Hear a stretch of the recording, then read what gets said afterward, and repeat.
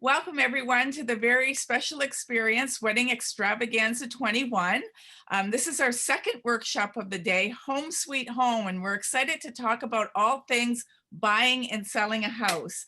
Before we do that, we just want to give you a couple reminders. Number one is we will allow you to ask some questions to the Joe Conlon real estate team in the final 10 minutes, and I'm thinking you might have a lot of them. So we will enable your chat at about 12:20. I would like to thank both Anything and Everything and Sweet Revenge Cake Bake Shop, who provided my backdrop for me today.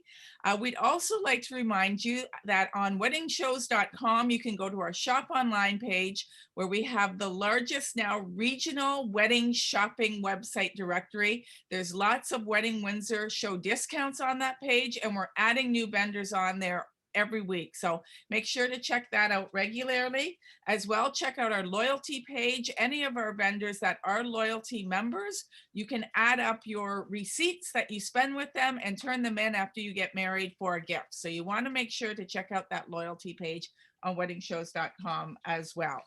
I am Nancy Campana, and I'm the owner of Nouveau Event Planning. We normally produce the wedding shows at the Caboto Club, but we've gone virtual to help you with your wedding planning. And today, I am with Joe Conlon, and Joe Conlon is the representative and owner of the Joe Conlon real estate team, working under the Royal Lepage real estate banner. Joe leads a group of young, vibrant professionals whose goal is to create less stressful, more enjoyable, safe and a safe home buying experience for all their clients so that they achieve the best results while keeping your interests fully protected. So with Joe today, we have Krista Kingston, Jill Wengler, and Steve Wild. Welcome. Hey guys. Hello. Thank you. I am so excited about this topic and workshop because I think, so many people have questions about the home market right now. So Joe, why don't we start by talking about the present market? Can you give us an idea of what young couples can expect in the market if they're just entering it, Joe? Yeah, absolutely. And I know you have a bunch of questions and a time limit here, so I'll try and be as brief as possible on these, but it is a very complex topic. So essentially what's happened is due to COVID as well, we have a very, very short supply of homes. But we have a lot of buyers jumping into the market. There's people that have been wanting to get in that are trying to beat this rush. We have a lot of investors from out of town coming in, a lot of baby boomers starting to retire here. Land, as much as we as Windsorites don't think so, land is still very cheap in Windsor comparative to the rest of the province and the country. So we see a lot of buyers coming in from out of town, but all this competition and all these buyers are causing a very, very low supply, which is causing a lot of competition that then you're seeing these crazy prices go higher and higher and higher, and it's stressing a lot of these young buyers out because the people that have bought homes in the past are not in as much trouble because the homes they own are also growing in value, but the ones who have never been in the market yet are struggling to get in the market and keep up with this, and that's where we're here to help out. Okay. Yeah. What are the top 3 pieces of advice that you would give in order to prepare, that couples can prepare ahead of time to get ready to purchase their first home? Steve, do you want to? Yeah, I mean, I think there's a few steps that you need to take right off the bat. We're one of those steps. We're here to help you navigate the market. It's one thing to look on something like realtor.ca and it's a good place to start, but to have somebody kind of to take you through the process and kind of guide you, that's why we're here. And then the bank is the next step to get that pre-approval and to understand what you can afford and to understand the process and how to go through that financing approval process is really, really important as well. And then just market education, getting out there and viewing houses, even if it's houses that you might not be keen on buying. It's important to get out there and see these places in person because what you're seeing in pictures online doesn't always match up with what you see in person. And we're more than willing to get out there with you and actually show you these houses, even if it's not something that you're, really keen on buying at that point. We just want you to get educated. We want you to see how the entire process works, and there's a lot of people involved in the process that can help you through that. And those beautiful wide angle lenses they used to take pictures sure make a room look very roomy until you Yeah. look inside a few of these houses, right? Well, what's interesting too with COVID is a lot of these listings are doing virtual walkthroughs now because of COVID, because we want you to be able to kind of get a feel for the layout before you actually get out and see the house. So that's an important tool as well that we use with all of our listings, and it's important to check those out if you're shopping as well. So can I ask you, what is the percent of a deposit a young couple needs on a new home? There's no set rule on how much. A few years back, you could get away with as low as $500 to $1,000 in Windsor. But standard now, I would say, is hovering in and around 5,000 to 10,000 on a home. The stronger, the better. When you're competing against others, financial security is going to be a big question. If I'm a seller and I see a bunch of offers on my table, just because somebody's the highest doesn't always mean they're the best. If they're the highest, they may just be risky and not have the financing they believe they have. So those deposits add that little extra bit of security. So the higher, the better. Nancy, did you mean deposit or down payment? Down payment. I'm sorry. Yeah, down payment. Yes. Thank you. No, that's okay. They're two different things, and that's an important distinction to make, I think. Yep. Yeah. Minimum. I was just going to mention, sorry, that the deposit is also, I mean, that is something that comes up in conversation as well.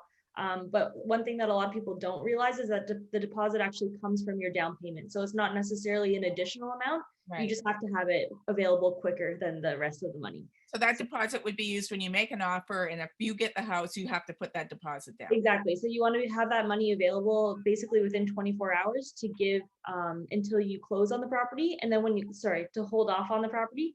And then when you close on the property, that's when you would pay the rest of your down payment.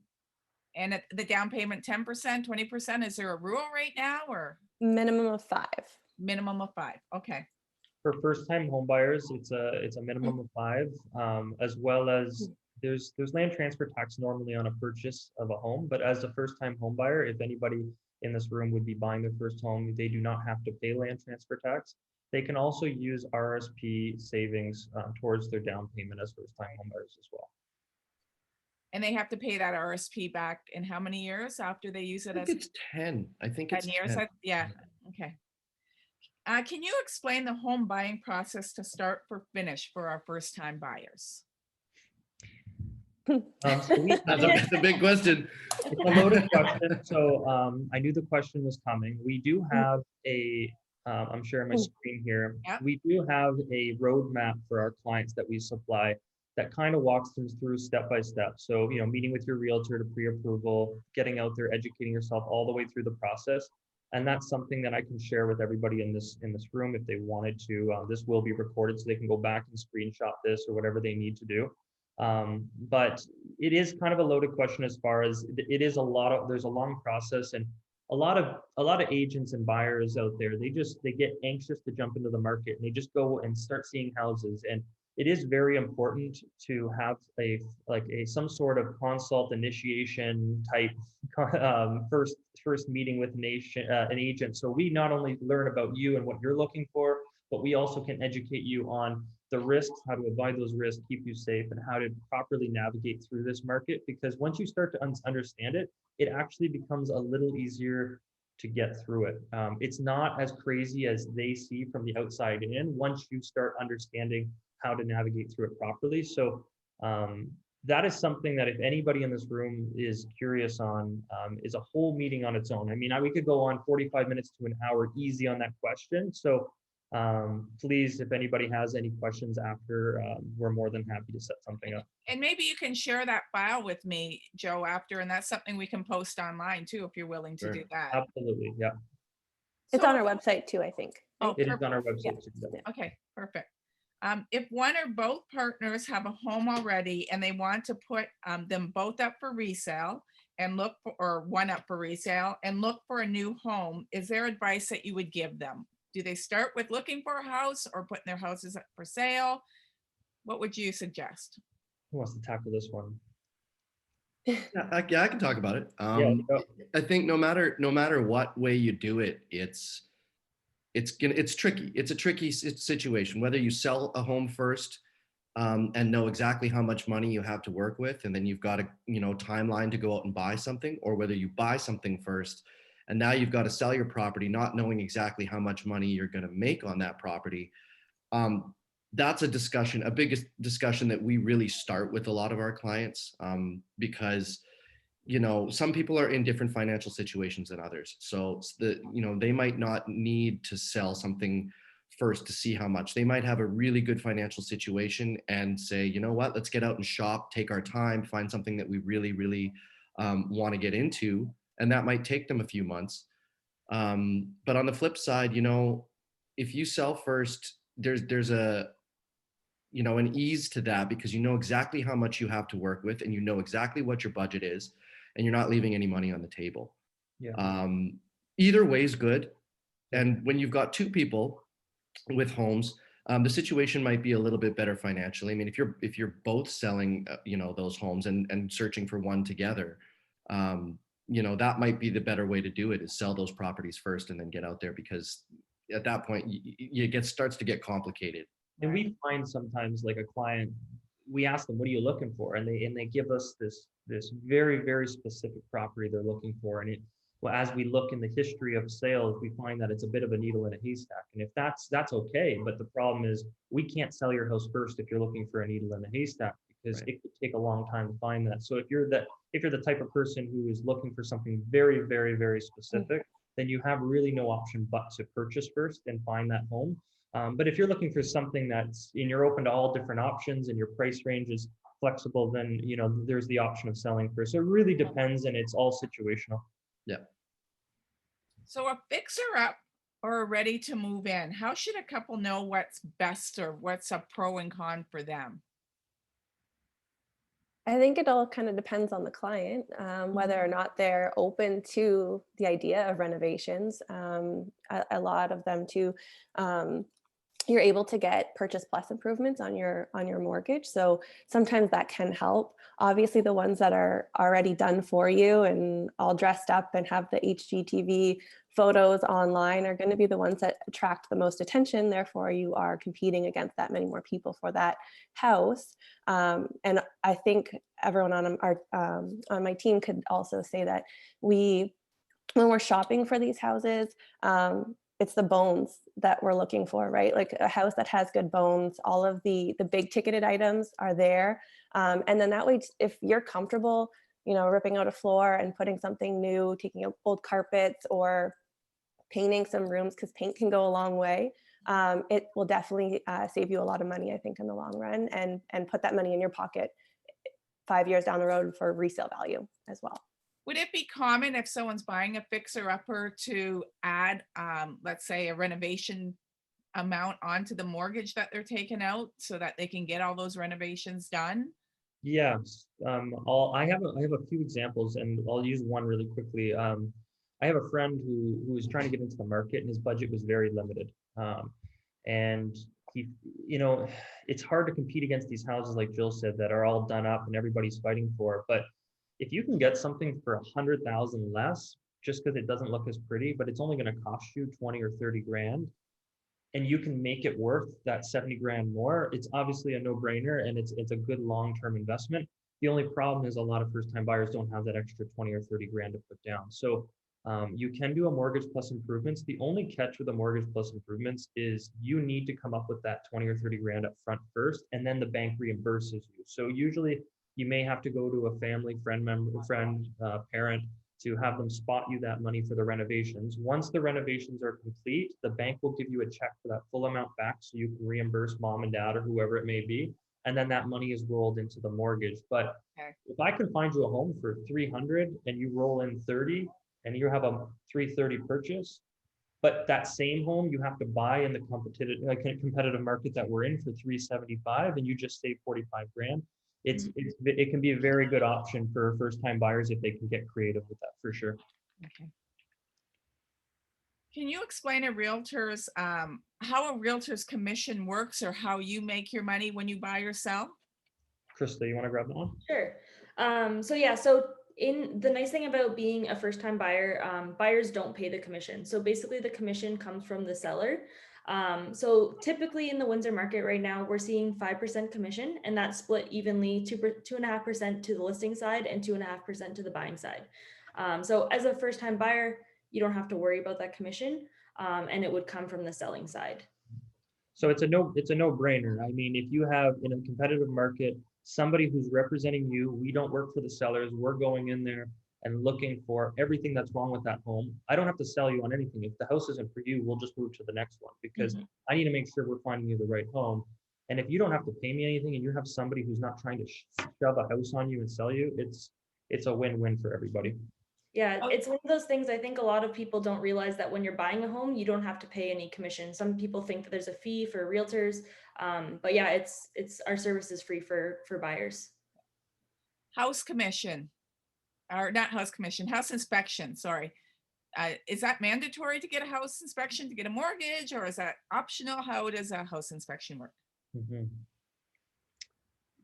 Yeah, I'll start that one off. The house inspection is not mandatory. However, it's highly recommended by our team. A lot of buyers out there think that, just to have a good chance into winning today's market, you have to remove all your conditions. And that's what you're seeing 90% of the time out there. Everybody's removing their conditions.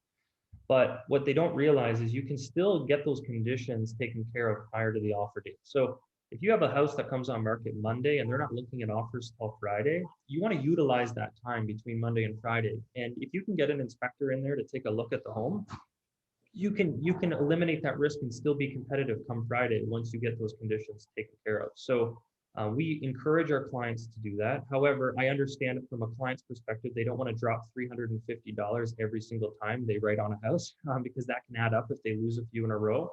Inspectors have kind of navigated through that a little bit, offering part 5-point inspections. Basically, they go through the home and they give you their professional advice on the structure, the plumbing, the electrical, the roof, the furnace, AC, all the big ticket items. They just don't give you a physical report. They verbally tell you everything on the spot, because half their job is going home and putting that damn report together. But if they can save all that time putting that report together, they can save on the funds. Now, if you do win the home, you can pay them the difference and get that report after the fact, but it does save you the money to just get a professional opinion. It's better than nothing. County or city? Our homes, at one time, homes were always cheaper in the county. Is there any difference between buying in the county as far as price, what you can expect with living conditions? I guess, what would you advise? Jill's jetting out of here in 15 minutes for the county. So Jill, yeah, yeah, it's crazy. Taxes is another thing to consider, right? Are taxes higher in the county or the city? It'll all kind of depend on each property and how many bedrooms, bathrooms, and things too will fluctuate the taxes there. Competition wise, it used to be that way, and I'm finding more and more that is no longer the case.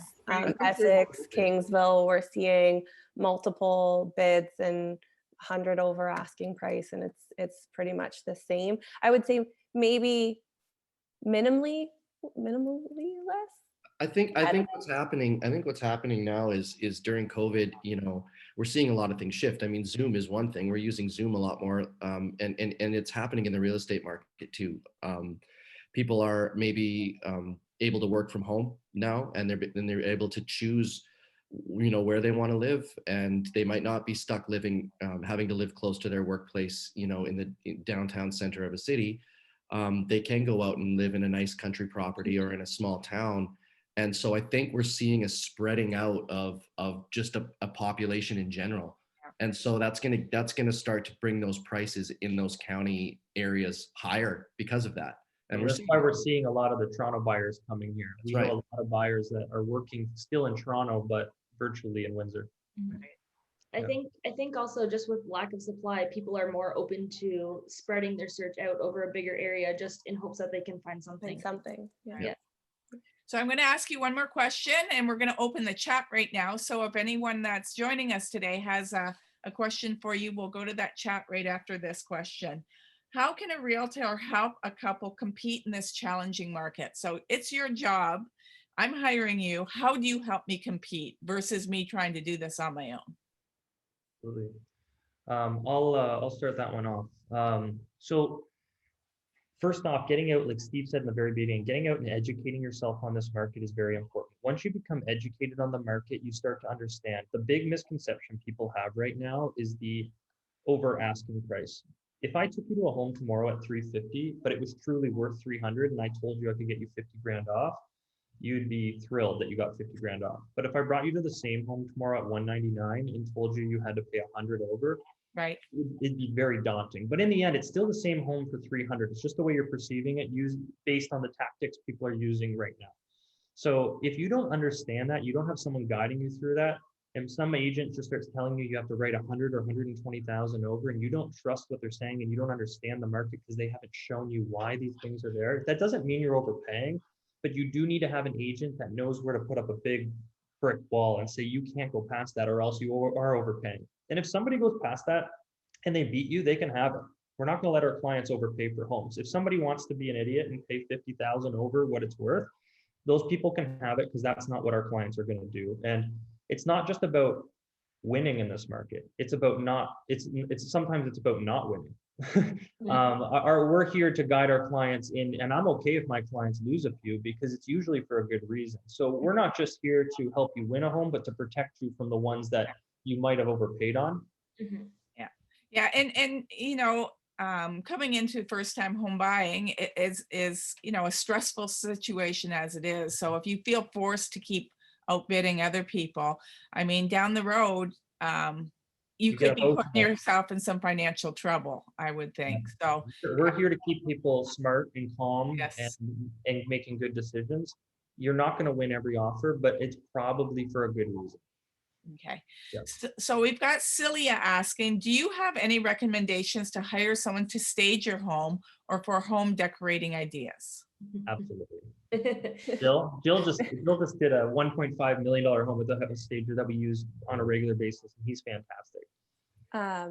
David Berman with Mr. Style is who does the majority of the staging here in Windsor. If you're looking on realtor.ca and you're seeing a lot of those homes that look done up, that was him. They're on Ottawa Street, right? Yes. Yeah. Yeah. You'll want to be his best friend after. He's fantastic. Yeah. Yeah, my client actually said the next house she purchases, she will have him come in to decorate and design her new place to live in, because he did such a fabulous job staging it and getting it ready for market. And normally, does a stager use what you have in your home and kind of just with a different eye, or will they go out shopping and buy or rent pieces for your home? How does that work, Jill? So he has a warehouse full, like he's probably equipped to stage about 16 homes at a time. So he's Wow. got lots of inventory. Okay. But he does a little bit of both. So if your house is vacant, he can bring in everything: headboards, mattresses, the bedding, the works, Okay. the artwork that goes on the walls, like the whole thing. Or like the one Joe was just speaking of on Fasan, he went in and he mixed her furniture with his things. So he kind of just brought it to life and moved it around and put it in places that she was like, oh, I never even thought to do that. And it looks fantastic. So rearranged some of her furniture, and it's a little bit more of like a mixed stage. So he can do both. Let's see here. Amanda is asking, if you buy a home with a 5-year mortgage and within the 5 years you would like to sell the home, will you be penalized? Yeah, you can be. You can be. That's not that bad though. No, it's not. And there's options with banks. If you're porting that mortgage with the same bank to a new home, often the penalties are much, much less. There's a conversation there to be had with your financial advisor and your mortgage specialist. But it's not as bad as you would think. I think it's worse if you're cutting the mortgage short and you're actually leaving that bank. They're going to penalize you more heavily. Sometimes it's only like 3 months of interest payments, which may be $1,200-1,500. But if it's getting you into a better situation that you want to be in, I mean, 12 or 1,500 is not the end of the world. But it's not necessarily thousands and thousands of dollars. But I would talk to your bank because it is situational. Yeah. Emily's asking, do you think the housing market will cool off within the next couple of years as we return to a new normal? Good I question. hope so. I hope so. Truly do hope so. This You is know, every real estate agent I talk to, you don't like this market. I mean, people think, right, you're making a lot of more money, but this is a very difficult market for you to be working in. You see a lot of disappointed people, and it's hard to hunt. You do the hunting. I used to take these first time buyers out to see 10 houses on a weekend, and they could pick pretty much whenever they wanted. We'd negotiate out a price and it was theirs. Now it's a feeding frenzy out there. It's not fun for anybody. We don't Yeah. like this just as much as the buyers out there. Mhm. The answer to that, we do hope it will cool off. This can't sustain this kind of growth for this long. I do hope within the next year or so. I don't think it's going to necessarily plummet or drop. We may just see some sort of leveling off because we are catching up to the rest of the province. But I mean, anything can happen. It's very unpredictable, and we do hope it will cool off. And with that cooling off will probably come an increase a little bit in mortgage rates, I suspect, correct? We are starting to see really quickly that rent rates are no longer making net positive incomes on a lot of these properties, and this is why the investors were coming from out of town here. And as the prices are getting high enough where the rents don't make sense anymore to out of town investors, we will probably see a simmering of the out of town investor, which will then calm down our market as a whole. So that's where we're hoping we'll see a change. And we do have a lot of rental units going up in the city for a change. We haven't seen that in a long time, which is nice. Sarah's saying, I heard sometimes writing a letter to the seller can help sway their choice of which bid to take. Is this true? It can be. I would say I personally, when we bought our house, we actually used Jill a couple of years ago now.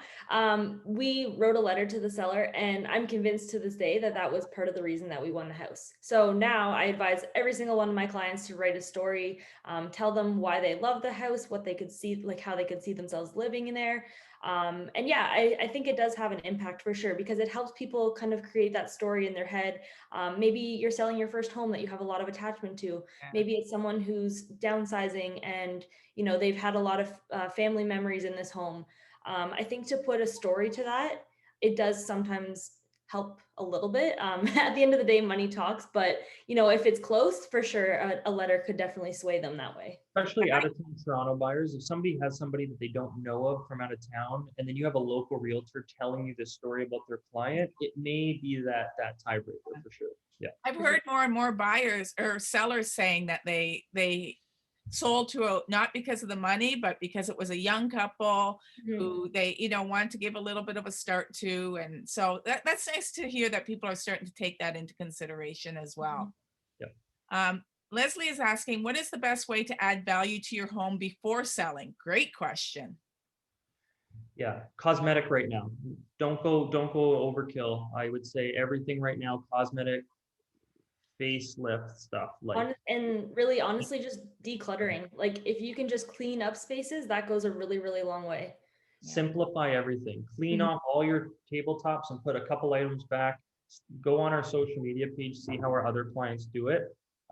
Because if it's neat, tidy, open, freshly painted, whatever it may be, anything cosmetic.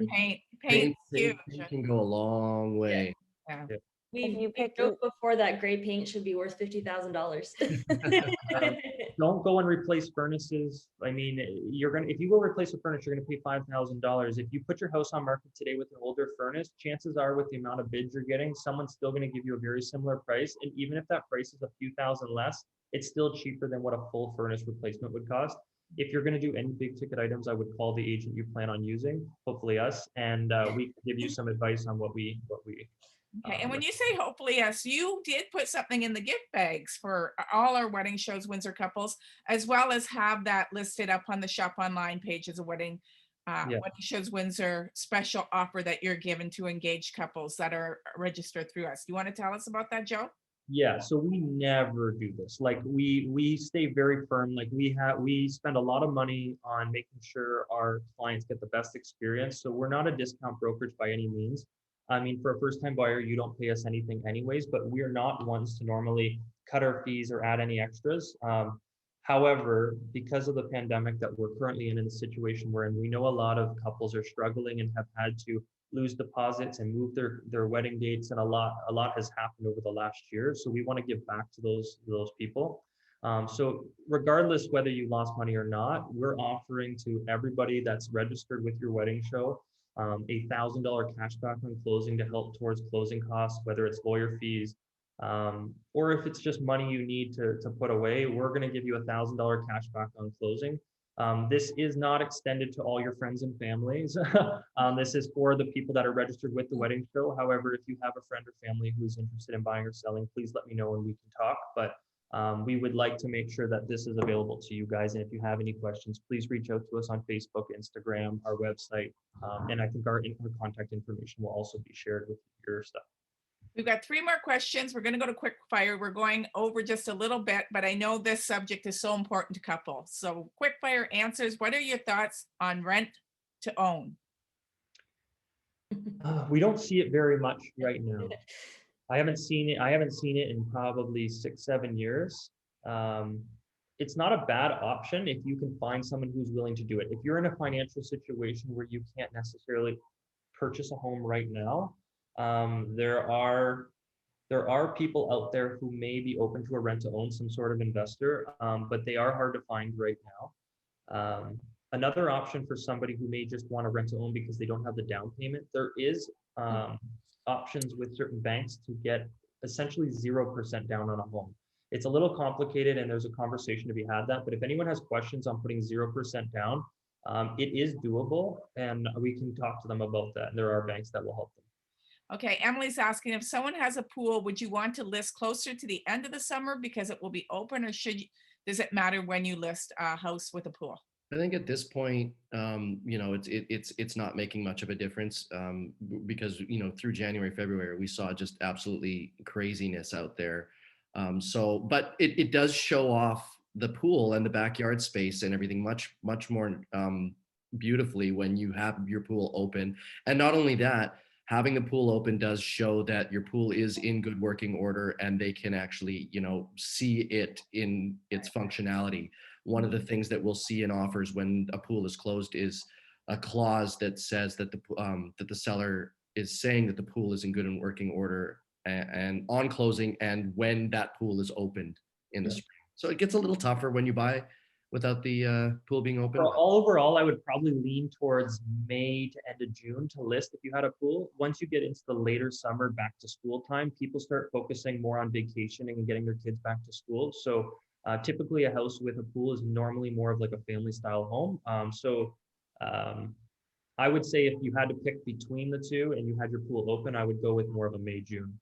Yeah. And are you finding or noticing that people won't buy a home when there is a pool, or in this market it's not mattering too much, or there's always that customer? I feel like I've noticed more people are more interested in pools now that there's stay-at-home orders because you're not allowed to go on vacation and travel the same way. So people are kind of leaning on that backyard oasis kind of feel. So I've noticed that actually people are almost more interested in pools right now. Very subjective, but the people who want pools, and they'll fight. For sure. Yeah. Okay, we're gonna talk about